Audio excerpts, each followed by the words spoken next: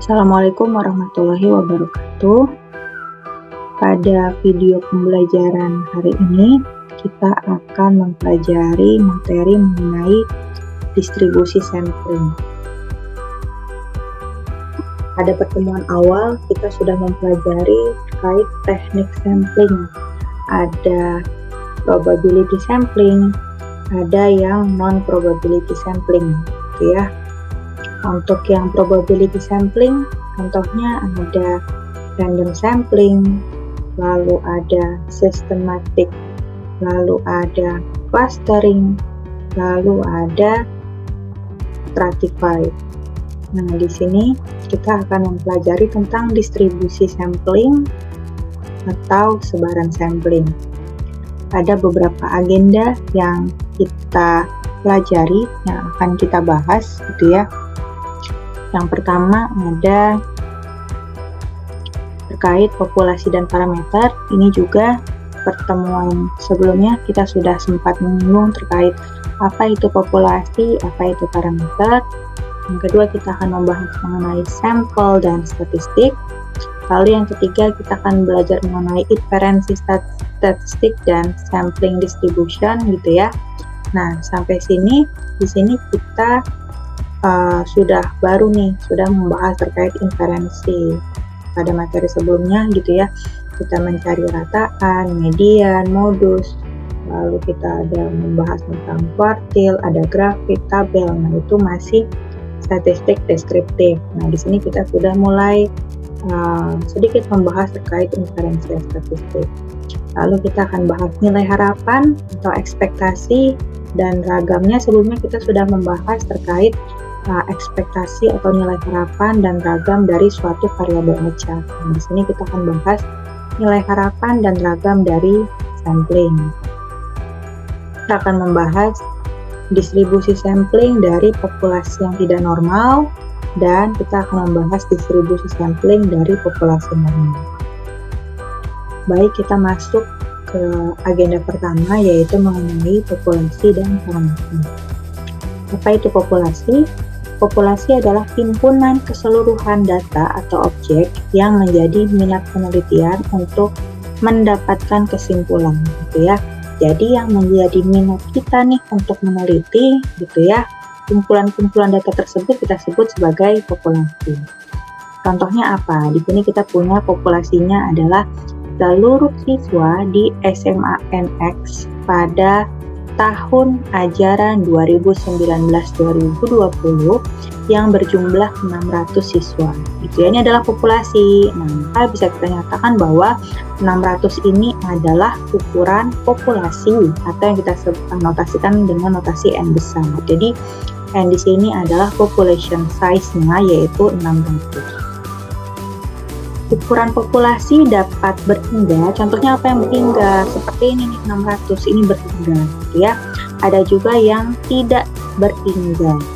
Betul. Contoh yang tidak berhingga apa? Yaitu populasi seluruh jenis tanaman X di dunia. Karena kan banyak sekali ya, kita tidak bisa mencacahnya satu-satu. Pengukuran terhadap populasi akan mendapatkan hasil atau ciri atau karakteristik yang kita sebut sebagai parameter. Jadi parameter apa? Parameter itu adalah nilai yang mencirikan atau memberikan karakteristik dari suatu populasi. Parameter biasanya bersifat numerik, ya. Jadi dia parameter itu bersifat numerik, dia bentuk angka. Contohnya apa? Rata-rata yang kita notasikan sebagai mu. Lalu ada variansi atau ragam yang kita notasikan dengan sigma kuadrat, dan ada simpangan baku yang kita notasikan sebagai sigma. Apa hubungan simpangan baku dengan variansi, gitu ya? Simpangan baku merupakan akar dari variansi. Parameter dinotasikan dengan huruf-huruf Yunani. Tadi ada mu, ada sigma kuadrat, ya, ini adalah huruf-huruf Yunani. Jadi apa itu parameter? Karena bersifat numerik, maka bisa kita nyatakan parameter adalah nilai yang mencirikan atau memberikan karakteristik dari suatu populasi. Itu parameter, ya. Oke, tadi kita sudah membahas terkait populasi dan parameter. Selanjutnya kita akan membahas mengenai sampel dan statistik. Apa itu sampel? Sampel adalah himpunan bagian atau subset gitu ya. Di matematika dasar sudah kita pelajari mengenai apa itu himpunan, apa itu himpunan bagian. Jadi sampel adalah himpunan bagian dari populasi yang menjadi objek penelitian. Jadi kalau tadi populasi adalah himpunan pengamatan atau himpunan data yang menjadi minat penelitian kita, sementara sampel adalah himpunan bagian dari populasi yang menjadi objek penelitian kita. Pada contoh populasi sebelumnya kita bisa, tadi ada siswa dari SMA N, X ini ada N besarnya adalah 600, jadi ukuran populasinya adalah 600. Lalu kita ambil sampel sebanyak 50, jadi kita notasikan sebagai N kecil sama dengan 50. Contoh lain apa? Dari seluruh tanaman jenis X gitu ya, yang dijadikan sampel hanya 10 sampel saja. Jadi di sini N kecilnya adalah 10. N besarnya apa? N besarnya tidak kita ketahui gitu ya, tapi di sini N kecilnya kita tahu bahwa N kecil adalah 10 tanaman. Jadi sampel adalah himpunan bagian dari populasi yang menjadi objek penelitian. Sama seperti parameter gitu ya, sampel juga memiliki hasil atau ciri atau karakteristik. Kalau tadi populasi bisa kita dapatkan karakteristiknya yang kita sebut sebagai parameter, sementara kalau sampel karakteristiknya kita sebut sebagai statistik gitu ya. Statistik sama juga kayak parameter, dia juga bersifat numerik, bersifat nilai atau angka gitu ya. Jadi kalau misalnya tadi rataan pada populasi dinotasikan dalam huruf Yunani yaitu mu gitu ya, tetapi kalau misalkan statistik atau rataan dari sampel kita notasikan sebagai X bar. Lalu kalau ragam dari sampel kita notasikan sebagai S kuadrat, dan simpangan bakunya kita notasikan sebagai S. Gitu. Pengambilan sampel terkadang menjadi jalan satu-satunya yang harus kita pilih ketika kita sedang melakukan penelitian. Ini ada beberapa alasan mengapa kita harus mengambil sampel atau merupakan jalan satu-satunya yang harus kita pilih karena kita memang harus mengambil sampel gitu ya dari populasi. Yang pertama adalah keterbatasan sumber daya, baik tenaga maupun biaya. Jadi keterbatasan sumber daya ini ya karena kita tidak mungkin bisa mengamati seluruh populasi, maka kita harus atau jalan satu-satunya adalah mengambil sampel. Yang kedua adalah keterbatasan waktu. Yang ketiga, pengamatan kadang bersifat merusak. Yang keempat adalah mustahil mengamati seluruh anggota populasi. Baik, selanjutnya kita akan masuk inferensi statistik dan distribusi sampling, gitu ya. Dari tadi kita ngomongin sampling. Jadi apa itu sampling? Sampling atau bahasa Indonesianya adalah penarikan contoh ya. Sampling atau penarikan sampel atau penarikan contoh. Jadi kalau contoh di sini bisa sampel, bisa nama lainnya gitu ya. Sampling atau penarikan sampel merupakan suatu cara mengumpulkan data jika hanya sebagian populasi yang diamati. Sebagian populasi ini kita sebut sebagai sampel ya. Sementara apa itu inferensi statistik? Inferensi statistik adalah penarikan kesimpulan mengenai parameter populasi. Parameternya tidak kita ketahui, kenapa? Karena kita tidak melakukan pengamatan terhadap seluruh populasi, jadi parameternya nggak ada nih. Nah, tapi kita bisa mengambil kesimpulan nilai parameter hanya dengan menggunakan data parsial atau data yang tidak lengkap, yang kita sebut sebagai sampel ya, yang diperoleh melalui sampling. Inferensi statistik dilakukan karena studi atau penelitian menyeluruh terkait populasi untuk mendapatkan parameter tidak mungkin atau secara praktikal tidak dapat dilakukan. Maka perlu dilakukan inferensi statistik. Artinya apa? Jadi kalau misalkan kalian ada populasi gitu ya. Kalian misalkan ada populasi, ini populasi. Kalau misalkan kalian mendapatkan rata-rata dari populasi atau tadi notasinya adalah mu ya udah kalian bisa mendapatkan mu-nya. Kalian tidak mengambil sampel, kalian tidak melakukan sampling. Melakukan sampling itu artinya kalian tidak menarik sampel ya, dan kalian juga tidak melakukan inferensi statistik. Akan tetapi kalau misalkan di sini populasi, parameternya mu nih. Nah, tapi kan kita mau menarik sampel, jadi dari sini kita ambil sebagian, ini adalah sampelnya ya. Nah, karena kita melakukan penelitian terhadap sampel, kita tidak bisa mendapatkan rataan keseluruhan populasi. Jadi mu-nya tidak bisa kita peroleh. Nah, mu-nya di sini bisa kita inferensi statistik gitu ya dengan menggunakan X bar. Jadi inferensi statistik itu adalah penarikan kesimpulan untuk mendapatkan mu dengan menggunakan data parsial. akan sama nggak nih mu sama dengan X bar gitu ya? Tidak akan sama, karena kan kita hanya mengambil sebagian, pasti ada error atau ada kesalahannya. Oke, ini adalah gambarannya. Jadi pertama kita punya populasi. Populasi itu apa? Populasi adalah himpunan data atau pengamatan yang menjadi minat penelitian atau menjadi pusat perhatian kita. Karena kita tidak bisa mengambil seluruh populasi, maka kita melakukan sampling atau melakukan penarikan sampel. Jadi kita ngambil sampel ya dengan melakukan sampling. Nah, kita tahu bahwa populasi di sini memiliki karakteristik. Jadi karakteristik numerik dari populasi kita sebut sebagai parameter. Sementara karakteristik numerik dari sampel kita sebut sebagai statistik, gitu ya. Jadi ini contohnya apa? Contoh karakteristik yang mau diukur apa? Banyak nih ya karakteristiknya. Ada rataan, ada proporsi, ada simpangan baku, ada variansi, dan sebagainya. Jadi banyak ya karakteristik yang mau kita ukur. Sama sampel juga gitu. Ada rataan, ada proporsi, ada simpangan baku, ada juga variansi atau ragam, gitu ya.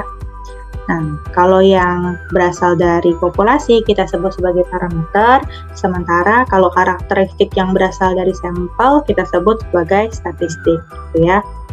Nah, statistik ini bisa kita gunakan untuk melakukan pendugaan. Artinya apa? Mu ini bisa kita duga dengan menggunakan X bar, tapi dia sama enggak? Enggak ya. Kita hanya menduga. Menduga apa? Estimasi gitu ya, memprediksi. Harus sama persis nggak? Enggak. Kenapa? Karena ada kesalahan ketika kita yang harusnya mengambil tadi contohnya 600, kita cuma mengambil 50 gitu ya. Maka di sini pasti ada error atau galat dari pengambilan sampel. Nah, masalahnya apa? Kalian harus menentukan teknik sampling yang paling baik sehingga error atau galat ini semakin kecil. Maka harus digunakan teknik sampling yang benar. Di sini kita tidak akan mereview teknik sampling karena sudah pernah kita bahas di pertemuan awal. Ketika kalian ingin menduga gitu ya, ini saya mau dapetin mu atau si rataan dari populasi ya, karena kita duga, kita beri kata cap gitu ya. Jadi ini adalah hasil dugaannya, yaitu X bar. Perhatikan, kalian harus bisa membedakan mu sama dengan X bar dengan mu cap sama dengan X bar. Yang atas, apakah mu atau rataan populasi ini sama dengan X bar? Enggak, jadi nggak sama ya. Tetapi kalau ketika kalian memberikan cap di atas, nah kita tahu bahwa mu cap ini adalah hasil dugaannya. Jadi dia apakah sama dengan mu? Enggak. Di sini mu cap di sini adalah hasil nilai duga untuk rataannya. Dia akan sama seperti statistik atau yang kita notasikan sebagai X bar. Tadi kita sudah mengetahui bahwa mu atau rataan populasi ini tidak sama dengan X bar, gitu ya, karena ada error-errornya. Nah, seberapa besar errornya akan dipengaruhi oleh tingkat keyakinan. Kalian yakin berapa persen nih, gitu ya. Contoh tadi ada 600, terus kalian mengambil 50. Kira-kira seberapa yakin sih kalian dengan pengambilan sampel yang kalian lakukan, apakah errornya semakin kecil atau semakin besar, gitu ya. Yakin dengan error. Nah, ini adalah berbanding terbalik. Semakin besar yakin, maka errornya semakin kecil. Kan yakin ya, artinya kalian yakin apa? Yakin mengambil sampelnya dengan benar, yakin angka-angka yang diperoleh juga sudah benar, dan sebagainya. Ketika kalian membahas tingkat keyakinan, ini sebenarnya kalian sudah melakukan inferensi statistik, gitu ya. Jadi ini kurang lebih gambarannya seperti itu. Ini contohnya, sebuah mesin yang diatur agar mengeluarkan minuman ringan sebanyak 240 ml setiap kali, gitu ya. Jadi ada mesin nih mau ngeluarin minuman ringan, di mana minuman ringan itu sudah diatur nih bahwa isinya harus sama, gitu ya, 240 ml setiap kali minuman ringan tersebut dikeluarkan oleh mesin. Seorang petugas menghitung rata-rata dari 40 gelas minuman, gitu ya, dari minuman ringan tersebut. Artinya mesin ini pasti memiliki error.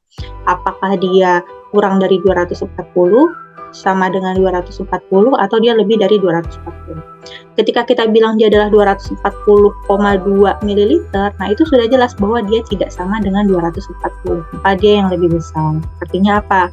Mesin tersebut pasti memiliki error. Apakah dia kurang dari 240, atau dia sama dengan 240, atau bahkan dia lebih dari 240 ml.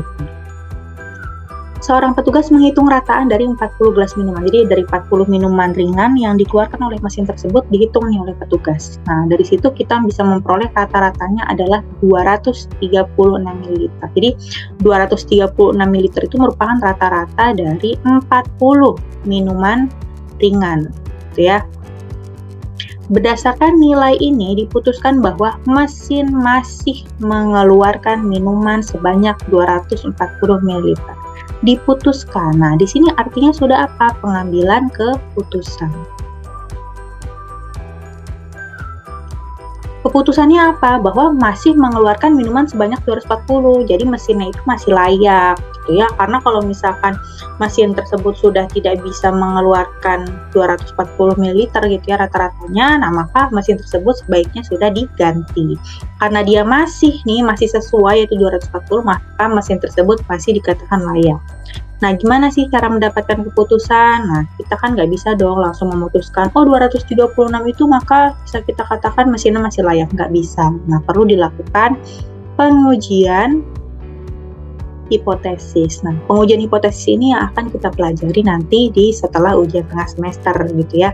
Jadi nanti untuk materi ini tetap kalian harus pelajari karena materi ini ya, ini akan menunjang kalian nanti untuk materi-materi setelah ujian tengah semester. Jadi tetap harus kalian pelajari dengan baik. Jadi dalam kasus ini, 40 gelas yang dikeluarkan mesin merupakan sampel dari suatu populasi. Populasinya berapa? Kita nggak tahu ya, mesin tersebut bisa mengeluarkan dengan total berapa. Maka di sini kita sebut N-nya tak sehingga. Nah, di sini N kecilnya gitu ya. N kecilnya itu sama dengan 40 yang merupakan sampel. Ini adalah contoh kasusnya. Selanjutnya, andaikan misalkan ya ada suatu populasi dengan jumlah anggotanya adalah N besar. N besar ini adalah ukuran populasi. Dari N besar ini kita ambil sampel sebanyak N kecil. Jadi N kecil ini adalah ukuran sampel. Nah, maka nilai numerik yang dihitung dari sampel disebut sebagai statistik. Nilai numerik adalah karakteristiknya ya. Nilai statistik tersebut bervariasi dan berubah-ubah tergantung dari sampel yang diambil. Contohnya apa? Ya, di sini saya akan berikan contoh. Misalkan kita punya data, ada 5 buah data ya. Ada 100, ada 200, ada 300, ada 400, ada 500. Berarti di sini ada N besarnya atau ukuran populasinya ada 5. Nah, lalu kalian mengambil N kecilnya adalah 2, gitu ya. N kecilnya adalah 2. Nah, angka berapa yang diambil? Kan berbeda-beda. Misalkan apa? Misalkan Elok mengambil angka 100 dan 200. Misalkan Fidelma mengambil 300 dan 500. Anggaplah teknik yang digunakan adalah teknik sampling acak ya. Lalu Jeremy mengambil 200 dan 400. Gitu ya. Nah, misalnya ada 3 orang nih, maka di sini tulis nilai statistik tersebut bervariasi dan berubah-ubah tergantung dari sampel yang diambil. Ini contohnya, Elok ngambil 100 sama 200. Tadi Fidelma ngambil 300 sampai 500, 300 dan 500 ya. Dan Jeremy mengambil 200 dan 400. Nah, di sini kita karena N besar, tadi kita punya ya, karena kita ngomongin populasi dengan ukurannya adalah 5. Kita punya parameter, misalkan parameter yang mau diukur apa? Misalkan parameternya adalah rataan. Notasi rataan adalah mu ya. Jadi mu di sini rataan dari populasi adalah 100 ditambah 200 ditambah 300 ditambah 400 ditambah 500 dibagi dengan 5. Oke, ini adalah rataannya ya. Nah, ini berapa hasilnya? 5, 9, 12, 13, 14, 15. Berarti dia rata-ratanya adalah 300 ya. Jadi rataan populasi adalah 300. Nah, tetapi tidak ada yang ngambil populasi nih gitu ya. Tadi Elok ngambil angka 100 dan 200. Berarti ada berapa rataan? Ini kita udah ngomongin sampel ya. Ini sampel. Karena sampel untuk nilai yang mencirikan sampel kita sebut sebagai statistik. Statistik dari rataan kita notasikan sebagai X bar. Jadi X barnya si L di sini dia dapat angka berapa? 150. Sementara tadi Fidelma, X bar dari Fidelma 300 tambah 500 dibagi 2 yaitu 400. Sementara di sini Jeremy, X bar dari Jeremy adalah 200 tambah 400 dibagi 2 yaitu 300. Artinya apa? Di sini nilai statistiknya berubah-berubah. Ini kebetulan aja nih Jeremy ini nilainya sesuai dengan mu-nya, gitu ya, X bar sesuai dengan mu-nya. Nah, tapi bagaimana dengan yang diambil oleh Elok? Gimana yang diambil oleh Fidelma? Nah, di sini nilai statistik ini nilainya bervariasi dan berubah-ubah tergantung dari sampel yang diambil. Nah, kita belajar tentang distribusi sampling buat apa? Kita akan mempelajari semua kemungkinan gitu ya yang diambil. Oleh karena itu, suatu statistik pada hakikatnya juga merupakan variabel acak. Kenapa variabel acak? Karena nilai berubah-ubah. Ingat, variabel adalah nilai yang diukur, nilai yang jika diukur gitu ya, nilainya itu berubah-ubah. Tadi contohnya, Elok tadi dapat X barnya adalah 150. Lalu Fidelma mendapat X barnya adalah 400. Sementara tadi Jeremy mengambil X barnya adalah tadi 300. Nah, gitu ya. Nah, ini kan nilai berubah-ubah. Ini kan kita udah ngelasinnya X bar. Maka muncul lah. Jadi kita notasikan X bar di sini adalah suatu variabel acak. Gitu ya, karena nilai berubah-ubah 150, 400, dan 300. Jadi kalau sebelumnya kita definisikan variabel acaknya di sini adalah X gitu ya. Nah, pada materi ini kita juga akan membahas variabel acak dari rata-rata yaitu X bar. Ini sama-sama variabel acak gitu ya. Kenapa variabel acak? Karena nilainya bergantung pada sampel yang diamati atau sampel yang terambil. Dikarenakan statistik dari penarikan sampel merupakan suatu variabel acak, maka yang namanya variabel acak pasti punya distribusi atau sebaran. Contohnya apa? Ya, tadi kemarin kita belajar ya, misalkan variabel acak X berdistribusi atau menyebar binomial, gitu ya, dengan parameter N dan P, maka X di sini pasti punya peluang atau Fx. Nah, ini sama seperti X bar juga pasti punya distribusi, yang kita sebut sebagai distribusi sampling. Jadi di sini, karena si X bar ini merupakan suatu variabel acak, maka penarikan sampel atau samplingnya juga memiliki sebaran atau distribusi. Oke, selanjutnya kita akan membahas mengenai definisi dari distribusi atau sebaran sampling. Apa sih distribusi atau sebaran sampling? Distribusi atau sebaran sampling dari suatu statistik. Statistik tadi itu adalah nilai atau karakteristik ya, nilai karakteristik yang mencirikan dari suatu sampel. Distribusi atau sebaran sampling dari suatu statistik adalah distribusi peluang untuk nilai statistik yang dihasilkan ketika sampel acak berukuran N kecil berulang kali diambil dari N besar. Jadi berulang kali gitu ya. Ada 3 cara menentukan distribusi sampling. Yang pertama adalah menurunkan distribusi secara matematis dengan menggunakan hukum peluang. Yang kedua, menggunakan simulasi untuk memperkirakan distribusinya. Yang ketiga, menggunakan teori statistik untuk mendapatkan distribusi sampel secara eksak maupun aproksimasi atau hampiran. Ini 3 cara menentukan distribusi sampel.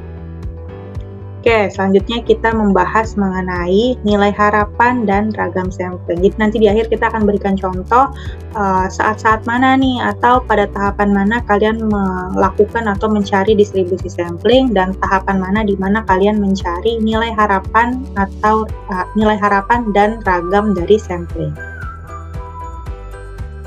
Sebelumnya kita punya nilai harapan itu adalah ekspektasi ya.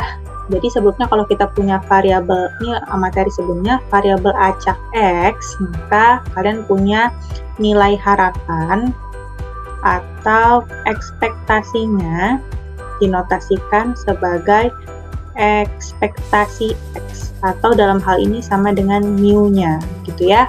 Nah, karena kita nggak ngomongin X bar, kita lagi ngomongin variabel acak si X bar, gitu ya. Jadi sini kita lagi nggak ngomongin X doang nih, kita lagi ngomongin X bar. Maka variabel acak X bar sama, yaitu nilai harapan atau ekspektasinya, gitu ya, kita notasikan sebagai ekspektasi dari X bar atau mu dari X bar. Jadi kalau ini adalah mu dari X, yang bawah adalah mu dari X bar. Jadi hanya penotasian aja gitu ya. Jadi kalau variabel acak X ya udah berarti X atau sama dengan mu X. Tapi kalau X bar ya udah berarti X bar sama dengan mu X bar. Ini hanya penulisan saja ya, konsistensi. Misal pada contoh yang tadi nih, mesin minuman ringan, dihitung statistik rataan. Kalau statistik rataannya apa? X bar, gitu ya. Nilai harapan dari distribusi rataan sampel dapat dihitung dengan menurunkan nilai harapan variabel acaknya secara teoritis maupun menghitung secara empiris, gitu ya.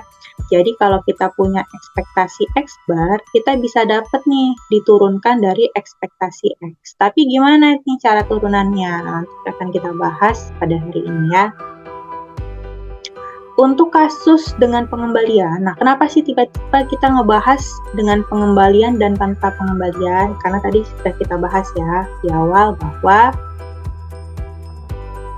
distribusi sampling ini ketika kalian mengambil sampel berulang kali, gitu ya. Nah, karena kita ada istilah berulang kali, permasalahannya ini dikembalikan atau enggak, gitu ya. Maka di sini kita bagi menjadi kasus dengan pengembalian dan tanpa pengembalian. Kalau dengan pengembalian, maka banyaknya kemungkinan sampel yang bisa kalian ambil adalah sebesar N besar pangkat N kecil, di mana N besar adalah ukuran populasi, sementara N kecil adalah ukuran sampel. Maka berlaku bahwa mu atau rataan dari X bar di sini adalah variabel acak sampling ya, sampelnya sama dengan mu X. Sementara simpangan baku dari X bar sama dengan simpangan baku dari X dibagi dengan akar M atau akar dari ukuran sampel. Ini sama nih nilainya, gitu ya. Sementara untuk yang tanpa pengembalian, maka banyaknya kemungkinan sampel yang bisa kalian ambil berulang kali gitu ya. Berapa kali sih? Yaitu kombinasi dari N besar dengan N kecil. Jadi gimana kalau kombinasi?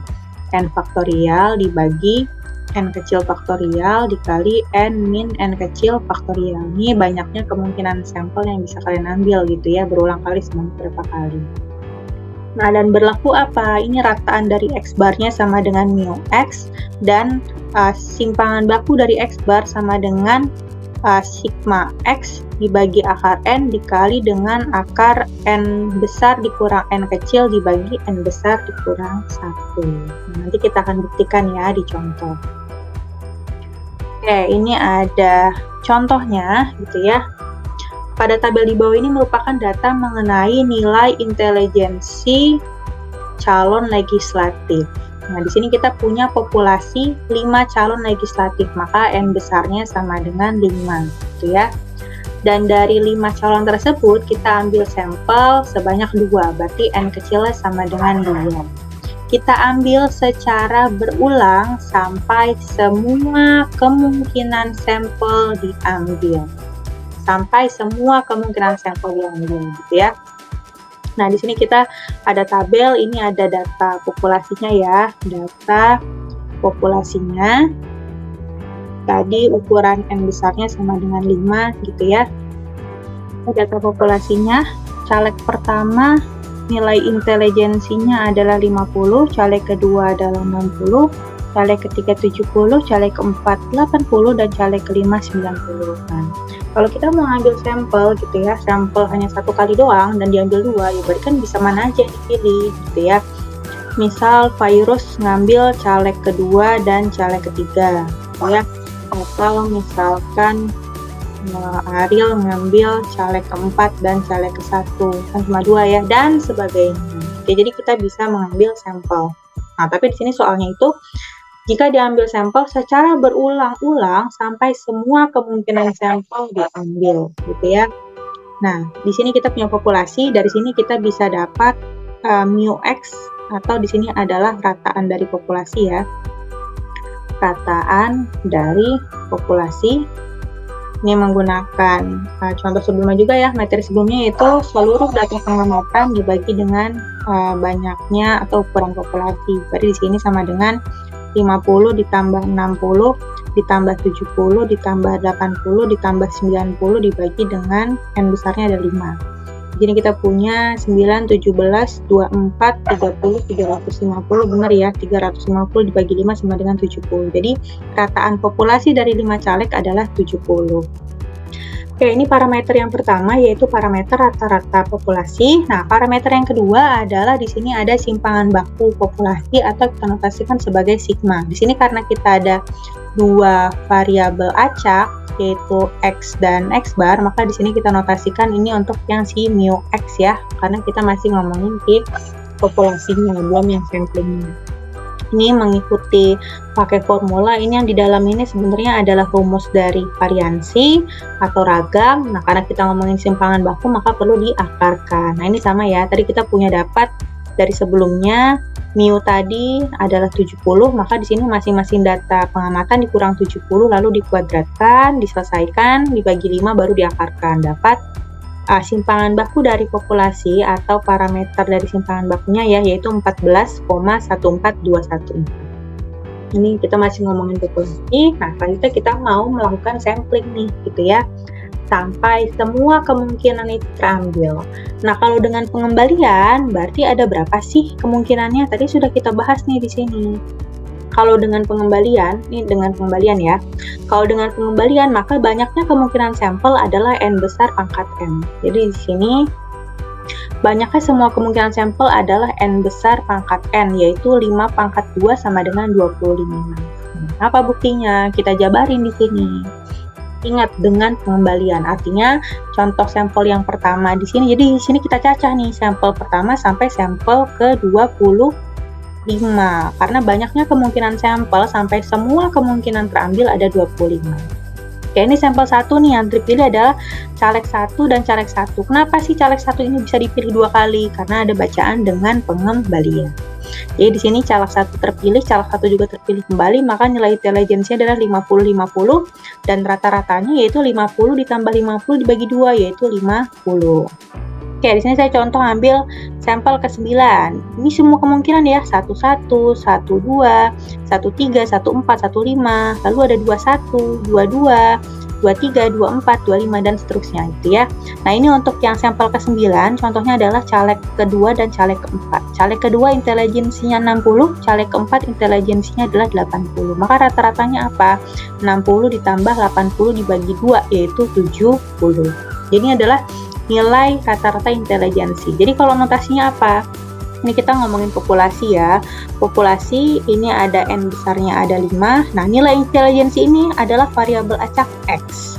Sementara rata-rata nilai intelijensi ini adalah variabel acak si X bar. Jadi kita punya dua variabel acak nih. Variabel acak X yaitu nilai intelijensi dan nilai variabel acak X bar yaitu rata-rata intelijensi. Jadi ada berapa X barnya? Ada 25. Ini kita cacah nih ya semua kemungkinannya sampai untuk sampel yang ke-25 yaitu caleg 5 yang terpilih dan caleg 5 kepilih kembali, maka nilai intelijensinya 90 dan 90, rata-ratanya adalah 90.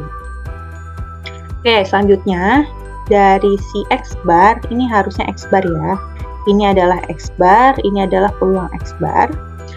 Nah, dari sini dari 25 kemungkinan kita hitung frekuensinya. Contoh di sini ya, rata-rata nilai intelijensinya 50. Oke, cuma ada 1 ya, berarti cuma ada 50 nih, cuma ada 1, maka frekuensinya 1. Contoh yang ada rata-ratanya adalah 65. 65, berarti di sini 1, ada 2, ada 3, ada 4. Oke, hanya 4 ya, maka di sini frekuensinya ada 4. Dan seterusnya, sampai kalau di totalnya harus ada 25. Oke, ini adalah peluang dari X barnya, dapat dari mana 0,04 yaitu 1 dibagi 25 yaitu 0,04. Berarti di sini 0,16 dapat dari mana yaitu 4 dibagi 25. Sampai di sini kita bisa dapat total peluangnya adalah 1, bahwa kita tahu bahwa total peluang adalah 1 ya. Oke, setelah itu kita buat grafiknya di sini. 50 tadi frekuensinya 1 ya. Jadi kita punya histogramnya. Lalu 55 ada 2, 60 ada 3, sampai puncaknya di sini adalah 70 ada 5, lalu kembali lagi turun 4, 3, 2, 1. Nah, kita bisa tahu di sini gambarnya ini simetri ya. Ini bentuk lonceng, maka dia berdistribusi normal. Maka dari penjelasan di sini, berdasarkan histogram di atas terlihat bahwa rata-rata dari sampel atau si X-bar di sini berdistribusi normal. Gitu ya. Jadi X-bar di sini berdistribusi normal. Nah, ingat bahwa setiap distribusi kemarin sudah kita bahas mengenai distribusi normal ya, bahwa distribusi normal itu punya dua parameter yaitu mu dan sigma. Nah, karena di sini adalah X-bar, maka ini adalah mu X-bar dan sigma X-bar. Ini yang harus kita cari. Oke, dari 25 data rata-rata sampel dapat dihitung nilai rataan distribusi samplingnya, gitu ya. Gimana caranya? Yaitu penjumlahan dari data X-bar yang pertama sampai X-bar ke-25 dibagi dengan 25. Mana sih datanya ini ya? Jadi datanya ini nih. 50 ditambah 55 ditambah 60 gitu ya. Di sini 50 ditambah berapa tadi? 55 60 tambah 60 tambah 65 tambah seterusnya gitu ya, sampai terakhir tadi paling besar 90. Ini ada 25 data dibagi dengan 25. Mendapat hasilnya 1750 dibagi 25 yaitu 70. Nah, dari sini kita bisa tahu tadi statement yang di awal bahwa untuk yang dengan pengembalian maka mu X bar sama dengan mu X, sementara sigma X bar sama dengan sigma X dibagi dengan akar N. Nah, di sini kita bisa dapat mu X bar sama dengan mu, yaitu nilainya adalah 70. Ini mu X ya. Mu X ini apa? Ini mu X bar adalah rataan dari samplingnya, yaitu rataan dari si X barnya ya. Sementara mu X ini adalah rataan populasinya atau rataan dari variabel acak X. Nah, ini adalah 70. Nah, selanjutnya simpangan bakunya apa? Ini sama tadi masing-masing dijabarin. Jadi di sini data pertama 50 ya, berarti 50 dikurang mu X barnya yaitu 70 dikuadratin ditambah sampai tadi data yang terakhir adalah 90, berarti 90 dikurang mu-nya 70 dikuadratin dibagi dengan 25. Dapat hasilnya mu X barnya adalah 10. Tadi kita bisa dapat hubungan bahwa sigma X bar sama dengan sigma X dibagi dengan akar N. Nah, gimana caranya, bener nggak nih? Sigma X barnya sama dengan sigma X dibagi akar N. Kita bisa dapat tadi sigma X-nya adalah akar 1000 dibagi 5, gitu ya. Tadi sigma X-nya adalah akar 1000 dibagi 5. Dibagi dengan akar N kecilnya ada 2. Berarti kalau misalnya kita jabarin, akar 1000 dibagi 10 sama dengan akar 100 sama dengan 10. Nah, ini sesuai ya dengan si sigma X barnya yaitu 10. Ini maka berlaku bahwa mu X bar sama dengan mu X dan sigma X barnya sama dengan sigma X per akar N yaitu 10. Artinya apa? Ya kalian bisa aja sih ngejabarin atau kalian bisa langsung menggunakan persamaan ini. Oke, ini yang tanpa pengembalian. Kalau tanpa pengembalian ini banyaknya semua kemungkinan tadi adalah kombinasi dari N besar dengan N kecil. Berarti kombinasi dari 5 dan 2 yaitu 5 faktorial dibagi 2 faktorial dibagi 3 faktorial tadi ya dapat 10. Berarti di sini ada 10 kemungkinan doang nih. Ingat bahwa ini tanpa pengembalian. Contohnya apa? Sampel 1 berarti caleg 1 dan caleg 2. Sampel 2 berarti caleg 1 dan caleg 3. Ini tidak boleh ada perulangan, artinya boleh nggak 21? Nggak boleh ya, karena sudah diwakilkan sama yang di atas. Lalu sampai sampel yang ke-10 yaitu caleg 4 dan caleg 5. Nah, ini masing-masing kita hitung X barnya. Untuk sampel pertama dapat 55, sampai sampel ke-10 dapat 85. Ini sama kayak tadi, masing-masing kita hitung frekuensinya. Ini ada 1122211 ya frekuensi dan ada peluangnya juga. Di sini adalah peluang X bar. Ini grafiknya juga sama, mendekati distribusi normal. Lalu kita hitung rataan dari X barnya. Ini datanya tadi ada 10 ya, berarti tadi kita punya 55 ditambah 60, 55 ditambah 60 sampai tambah 85 tadi, dibagi dengan datanya ada 10. Kalau ditotalin tadi ada 700 dibagi 10 sama dengan 70. Nah, sementara untuk simpangan bakunya tadi masing-masing dikurang dengan mu X barnya, mu X bar adalah 70 ya. Berarti 55 dikurang 70 dikuadratin sampai terakhir 85 dikurang 70 dikuadratin. Jangan lupa dibagi dengan 10, diselesaikan dapat sigma X barnya adalah 8,66.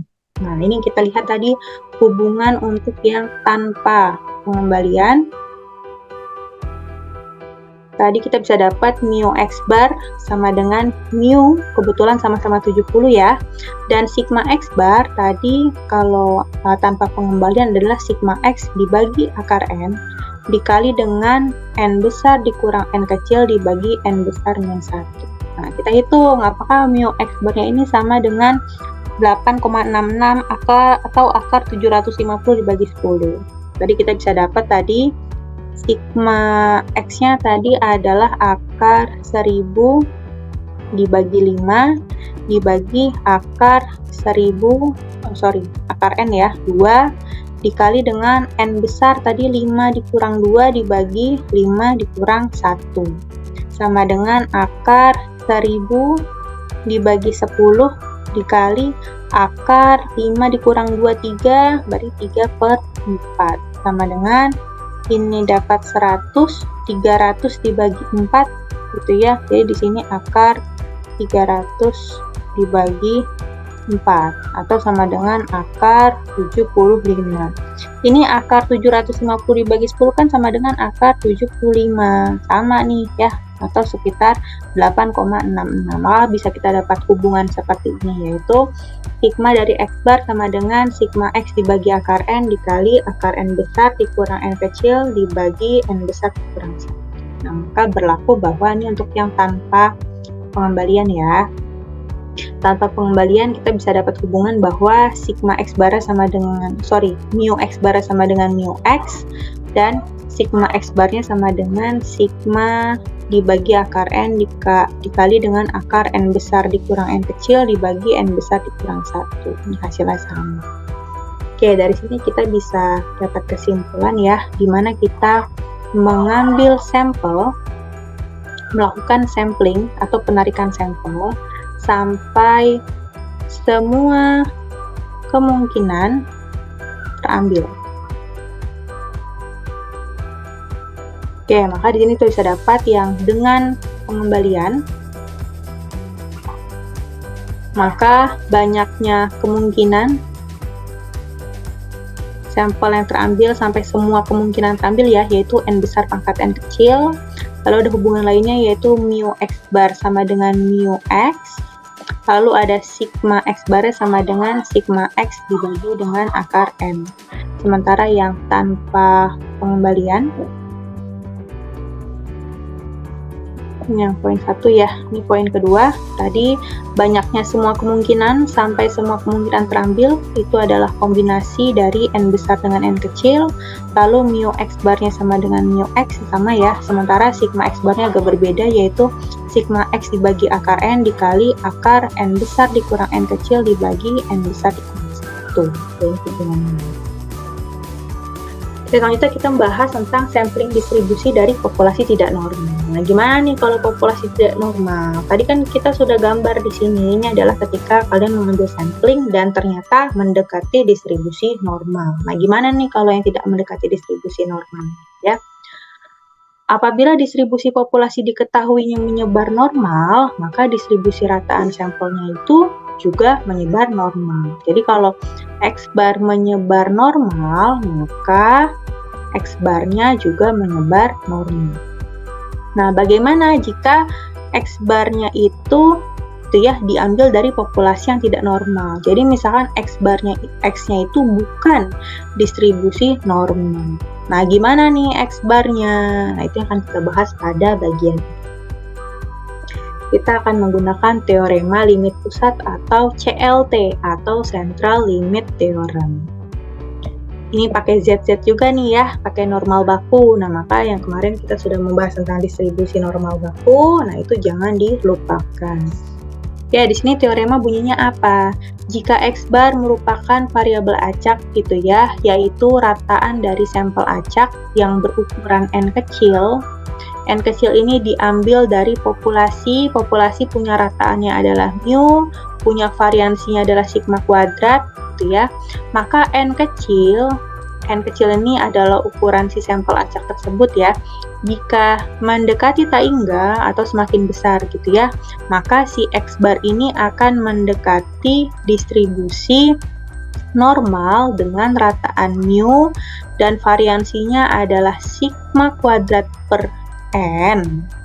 Transformasi yang digunakan ini adalah juga transformasi normal baku menggunakan Z gitu ya, di mana X bar dikurang mu dibagi dengan sigma per akar N yang berdistribusi normal baku. Oke, jadi di sini ngomongin apa sih nih intinya? Di sini saya hapus dulu ya. Intinya apa? Jadi kita punya X gitu ya. X-nya di sini bukan distribusi normal. Terus distribusinya apa? Ya distribusi sembarang lain gitu ya. Tapi kita tahu bahwa X ini punya rataan. Rataannya adalah mu. Dan di sini variansinya adalah sigma kuadrat. Atau simpangan bakunya berarti dia adalah sigma gitu ya. Nah, lalu kita melakukan atau kita menggunakan teorema limit pusat ini untuk mengetahui si X bar di sini nih. Kalau X-nya tidak normal, terus gimana nih X barnya? Gitu ya, dimana X bar ini pasti diperoleh dari populasi X. Kalau yang sebelumnya kan kita bisa tahu ya bahwa X barnya itu normal ya. Nah, ini X barnya ini seperti apa? Nah, kita gunakan teorema limit pusat.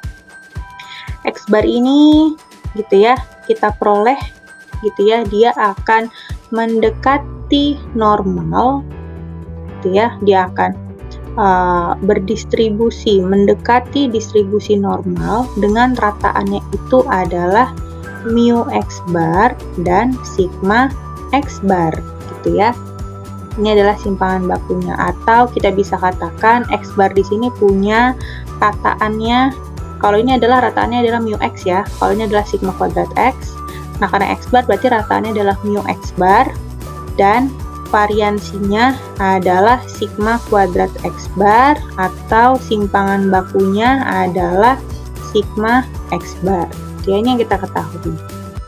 Nah, ini kita bisa melakukan transformasi ke dalam normal baku. Tapi gimana caranya? Kita tahu bahwa sebelumnya, pada materi sebelumnya, Z di sini adalah X dikurang dari mu-nya dibagi dengan sigma. Nah, sebenarnya adalah mu X dan sigma X. Kenapa X? Karena depannya adalah X.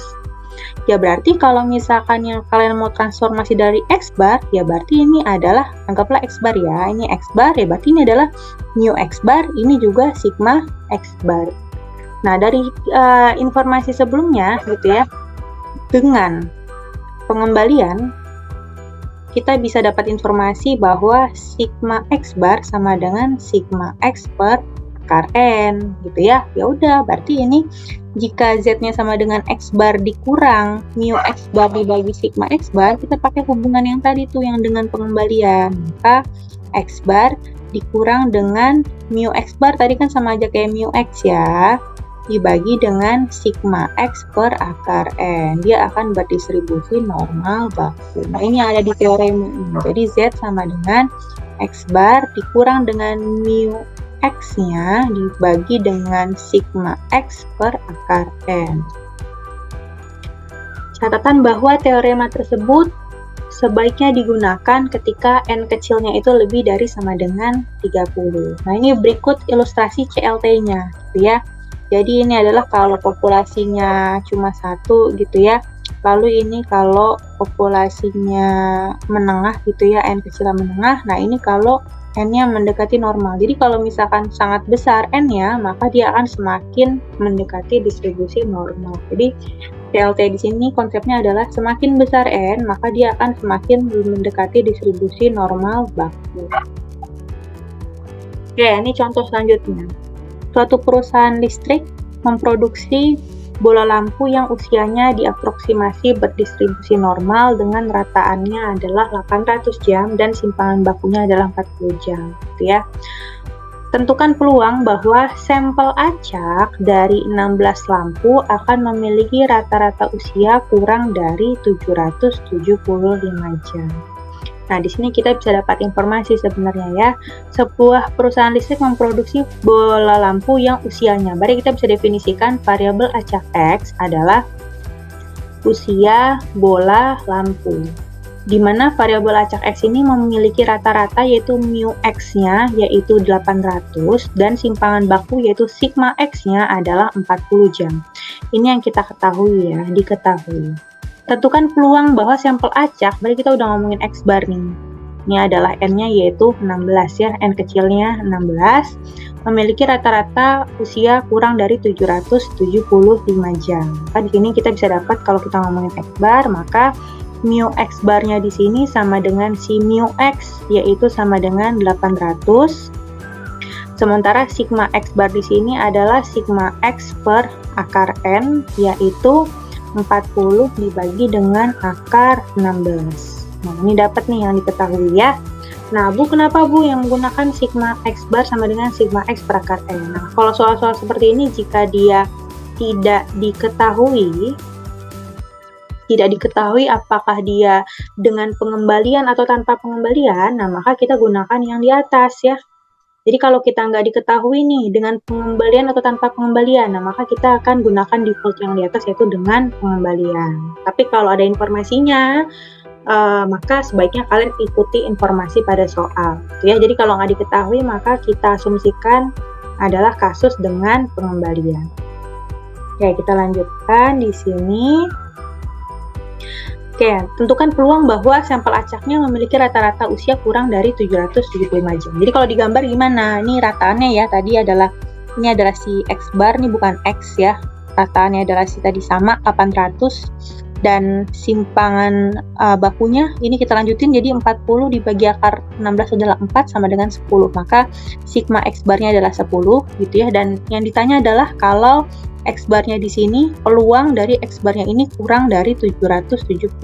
Jadi sebelumnya kan kalian taunya kan peluang dari X ya. Nah, di sini karena kita ngebahas distribusi sampling, maka kita udah tidak menggunakan X doang, kita menggunakan X bar. Maka di sini yang ditanya adalah peluang atau probability dari X bar kurang dari 775 jam. Oke, ini ya, peluang X kurang dari 775 jam. Nah, di sini kita menggunakan CLT. Gimana? Transformasi. Tadi X barnya, Z sama dengan X bar dikurang dengan mu X dibagi dengan sigma X per akar N. Nah, sigma X per akar N tadi udah dapet ya, yaitu 10 jam. Nah, di sini di X barnya kita ganti dengan Z, nah sementara sebelah kanannya kita transformasi jadi 775 dikurang dengan mu X nya tadi adalah 800, tadi dibagi dengan sigma X per akar N tadi yang tadi 40 dibagi akar 16 yaitu 10, maka sigmanya adalah 10. Kita bisa dapat probabilitas Z kurang dari min 2,5. Nah, di sini kalian bisa menggunakan tabel atau menggunakan Excel. Kalau tabel gimana? Ya udah cari min 2,5, maka peluangnya adalah 0,0062 atau menggunakan Excel. Nah, Excel itu bisa dua cara ya. Ketika kalian masukin norm.dis, kalian masukin ini kan X bar ya. Kalau X bar kalian gunakan 775, maka di sini adalah ini X barnya, maka di sini gunakan adalah si mu X bar yaitu 800 dan kalian gunakan sigma X barnya yaitu 10. Nah, sementara kalau kalian gunakan ini Z-nya, karena kita tahu Z adalah normal baku, maka di sini mu-nya adalah 0 dan variansinya adalah 1. Jadi yang mana yang kalian menggunakan dia hasilnya sama yaitu sebesar 0,0062. Oke, selanjutnya kita bahas sampling distribusi atau distribusi sampling dari populasi normal. Kalau tadi populasi tidak normal, maka kalian gunakan CLT atau Central Limit Theorem. Nah, sementara kalau yang dari populasi normal, di sini kita akan bahas 3 distribusi yang terbentuk dari populasi normal. Jadi normal nggak? Enggak ya, tapi kita bisa menurunkan distribusi normal ini untuk membentuk beberapa distribusi. Yang pertama ada distribusi T, yang kedua ada distribusi chi-square gitu ya, yang ketiga ada distribusi F. Oke, ini yang pertama adalah distribusi T. Di sini ada tabel 4 walpole ya. Jadi kalian bisa melihat distribusi T-nya ini dari walpole. Nah, kita bisa lihat dari grafiknya udah jelas ya. Grafiknya ini mirip dengan grafik distribusi normal. Jika X bar dan S kuadrat masing-masing merupakan rataan dan variansi dari suatu sampel acak yang berukuran N kecil dan diambil dari suatu populasi normal dengan rataannya adalah mu dan variansi populasi adalah sigma kuadrat, maka kita definisikan, namanya juga distribusi T ya, maka kita definisikan variabel acak T. Kan sebelumnya kita bahas ada variabel acak X, kalau kita udah punya X bar, kita punya Z gitu ya. Nah, di sini kita ngebahas yaitu T. T-nya ini apa? T ini mirip-mirip dengan Z. Kalau tadi kita punya Z sama dengan X bar dikurang mu dibagi dengan sigma per akar N. Gitu ya, ini normal ya, normal baku. Nah, kalau distribusi T, ini adalah kondisi di mana sigmanya tidak diketahui. Gitu ya, sigma adalah yang dari populasi. Nah, dia hanya ketahui dari S gitu. Jadi di sini tidak diketahui sigma, tetapi kita gunakan S. Ketika kalian gunakan S, maka dia sudah bukan normal baku, sudah bukan Z lagi, tetapi ini adalah distribusi T. Jadi ini adalah perbedaan antara normal baku Z dengan distribusi T ya. Grafiknya sama-sama lonceng dan simetri, tetapi perbedaannya adalah kalau distribusi T di sini dia tidak diketahui sigmanya. Karena tidak diketahui sigma atau parameter atau yang dari populasi ya, maka kita gunakan dari sampel yaitu si S. Ini adalah simpangan baku dari sampel.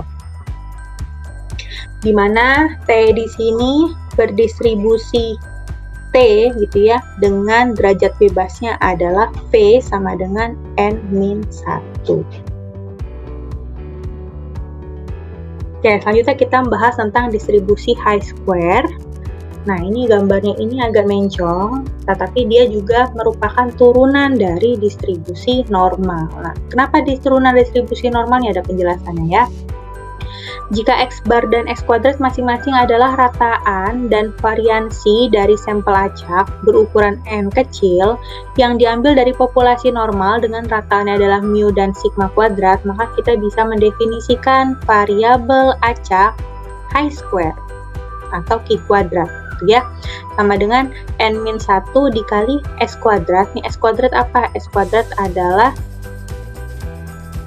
variabel acak dari si variansi populasi. Nah, sementara kalau yang bawah sigma kuadrat ini adalah variansi dari, ini bukan variansi populasi ya, ini variansi sampel. Nah, sementara yang bawah adalah variansi populasi. Maka si chi-square atau Q kuadrat ini adalah variabel acak yang berdistribusi chi-square dengan derajat bebasnya adalah N-1. Kalau tadi derajat bebasnya N-1 ya untuk yang T, yang chi-square juga derajat bebasnya adalah N-1, tetapi perbedaan pada pendefinisian. Oke, dari sini kita bisa dapat informasi kalau Z itu adalah X bar dikurang mu X dibagi dengan sigma X per akar N.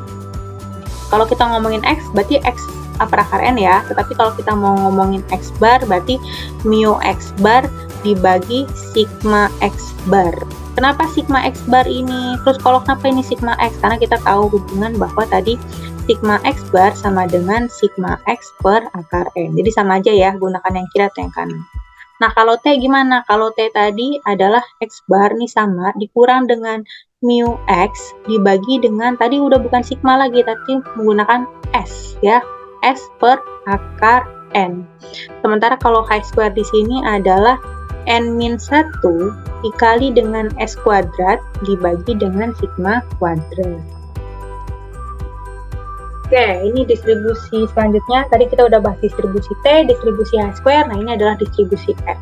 Nah, distribusi F ini juga sebenarnya turunan dari normal, tapi dia agak berjenjang. Jadi tadi dari normal kalian bisa dapat distribusi T dan distribusi chi-square. Nah, dari dua distribusi chi-square, anggaplah ada chi-square 1 dengan chi-square 2 gitu ya. Nah, ini bisa menjadi distribusi F. Jadi sebenarnya distribusi F ini juga sebenarnya diturunkan dari distribusi normal. Oke, berikut definisinya. Misalkan kita punya dua variabel, yaitu variabel U dan variabel V, di mana kedua variabel ini berdistribusi high square, ya. U berdistribusi high square dan V juga berdistribusi high square. Yang berbeda ada di derajat bebasnya. Jadi masing-masing saya punya U gitu ya, jadi saya punya variabel acak U, dia punya ukuran sampel N1 gitu ya, dan dia berdistribusi high square dengan derajat bebasnya adalah V1. Sementara kita punya variabel acak V gitu ya, dia ukuran sampelnya adalah N2, jadi V di sini berdistribusi high square dengan derajat bebasnya adalah V2. Nah, ini masih high square ya. Nah, bagaimana F? Di sini kita akan definisikan variabel acak F gitu ya, yaitu variabel acak yang berdistribusi F dengan derajat bebasnya adalah V1 dan V2. Nah, jadi variabel acak F ini apa? Yaitu variabel U dibagi dengan derajat bebasnya si U dibagi dengan variabel acak V dibagi dengan derajat bebasnya yaitu V2. Kayaknya ada beberapa catatan untuk masing-masing distribusi ya. Untuk distribusi T pada appendix Walpole, cara bacanya gitu ya. Ini kita gunakan yang diarsir adalah sebelah kanan. Nah, maka yang distribusi T ini adalah kondisi ketika probabilitas variabel acak T lebih dari ini ya titiknya, yaitu T alfa. Kenapa Bu? Lebih dari? Ya lebih dari karena dia ada di sebelah kanan. Di sini yang diarsir ya. Nah, kita tahu bahwa peluang itu adalah luas di bawah kurva atau yang diarsir ini adalah luasnya adalah sebesar alfa. Jadi kita bisa lihat nih bahwa alfa di sini sama dengan alfa nilai peluangnya. Jadi kalau misalnya kita punya peluang dari T lebih dari T 0,5 ya berarti sama dengan 0,5. 0,75 ya berarti 0,75 karena sama-sama alfa di sini ya. Yang perlu kalian cari biasanya T 0,5. Berapa nih angkanya? 0,5 Bu? Bukan. Yang 0,5 ini adalah peluangnya. Tetapi T 0,5 itu bukan 0,5. Dia adalah suatu titik di sini ya. Suatu titiknya berapa? Sama seperti kemarin kita mempelajari titik Z, titik X gitu ya. Ini titiknya ada di mana? Kalian harus bisa membedakan yang mana yang titik, yang mana yang peluang, yang mana yang luas yang diarsir. Nah, di sini kita punya hubungan yaitu kalau kita ngomongin probabilitas T lebih dari, nah maka kalau mau mencari probabilitas T kurang dari ya sama aja kayak 1 min alfa. Jadi kalau kita punya probabilitas T lebih dari T 0,5 adalah 0,5 gitu ya. Kalau saya punya P T lebih T 0,9, nah maka dia adalah 0,9. Kalau saya balik arahnya, berarti kalau T kurang dari T 0,9, ya berarti 1 dikurang 0,9, yaitu 0,1. Oke, ini hubungan pertama ya. Oke, tabel yang di sini nih, tabel si distribusi T ini hanya mengcover sampai alfa sama dengan 0,4. Untuk alfa lainnya tidak tercantum. Nah, ada tambahan juga bahwa ketika alfanya cuma sampai 0,4, berarti kan luasnya cuma sampai 0,4 ya. Dimana ini kalau kita bagikan totalnya adalah 0,5 ya. Nah, maka sebenarnya kalau kalian mau yang lebih dari 0,4, nah maka kalian bisa membaginya gitu ya. Tapi ini hanya berlaku untuk distribusi T karena dia simetri gitu. Contohnya apa? Kalau saya punya alfanya adalah 0,99, maka grafik samping ya diperoleh dengan T 0,99 sama dengan T1 min alfa. Nah, kan 0,99 nggak ada ya di tabel karena tabel cuma sampai 0,4. Nah, maka kita bisa gunakan 1 min alfanya. Tapi kalau 1 min alfa maka dia sama aja kayak min T alfa. Jadi alfanya jadi 0,01. Jadi T 0,99 sama dengan minus dari T 0,01. Contoh lain, saya punya T 0,75.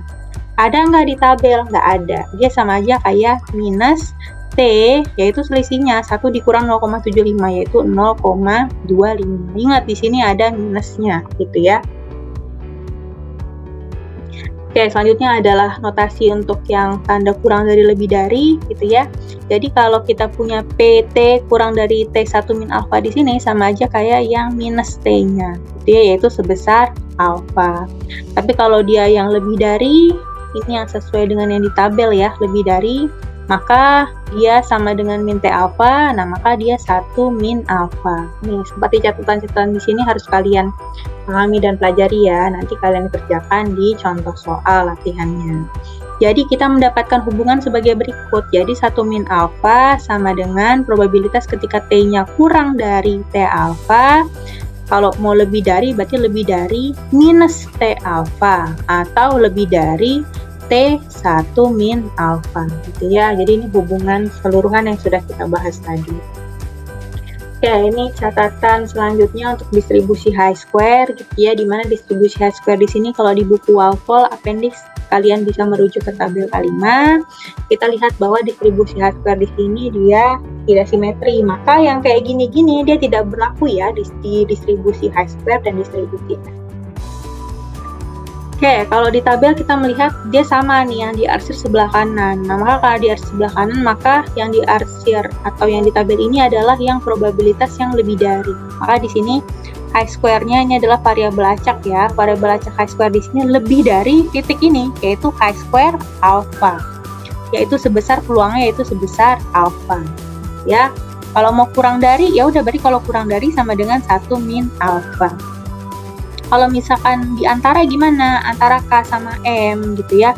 Ya udah berarti Chi-square dikurang M, H-square kurang dari M ya, peluangnya dikurang dengan probabilitas Chi-square dikurang dengan K. Gitu ya.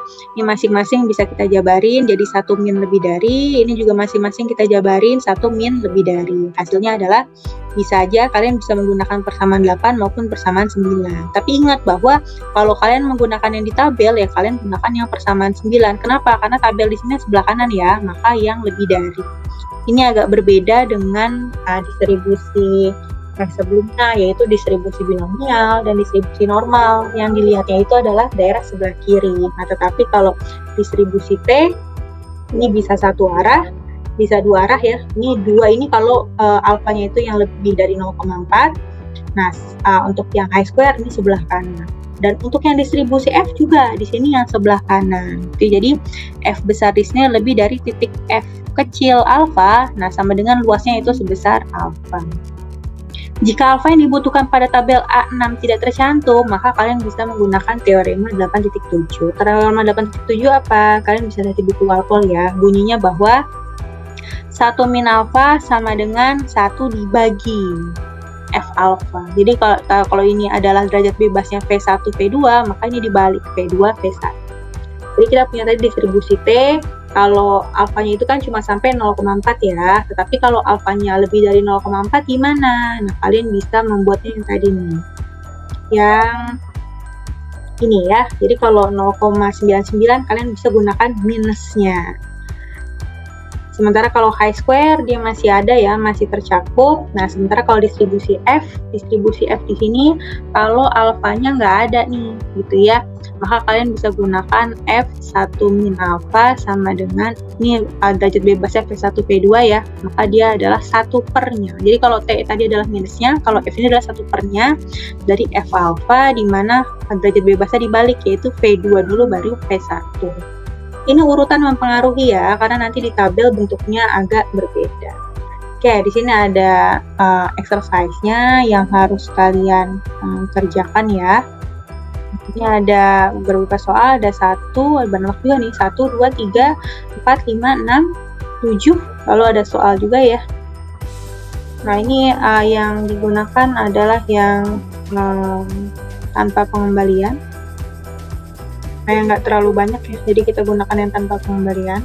Oke, demikian untuk materi hari ini ya. Nanti jika ada pertanyaan boleh menghubungi saya. Demikian materi hari ini, silahkan kalian pelajari kembali. Jika masih ada pertanyaan boleh menghubungi saya secara japri ya, by WhatsApp. Semoga bermanfaat.